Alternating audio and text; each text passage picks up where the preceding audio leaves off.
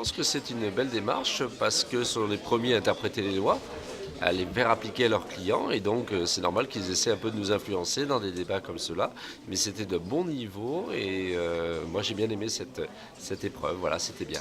Sur probablement les effets de seuil, sur les mesures de simplification, sur les mesures fiscales où on a besoin de stabilité, il y a une sorte de consensus qui est en train de se créer parce que la société française a évolué et que tous les experts disent à peu près la même chose. En France, on paie trop d'impôts, on paie trop de charges, le code du travail est trop rigide et donc je pense qu'il y a des degrés divers évidemment, parce que sinon il n'y aurait pas de débat, une même volonté d'aller à peu près dans le même sens. Après il y a les nuances, par exemple je sais qu'il y en a qui voudraient par ordonnance réformer le code du travail, nous aux Républicains on pense qu'il faut qu'il y ait un débat parlementaire.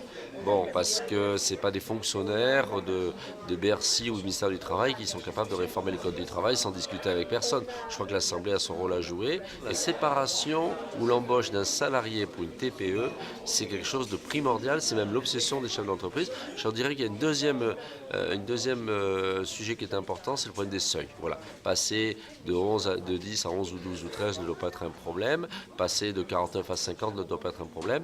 Donc ces effets de seuil sont destructeurs d'emplois et je crois qu'il faut assouplir aussi le code du travail en l'occurrence.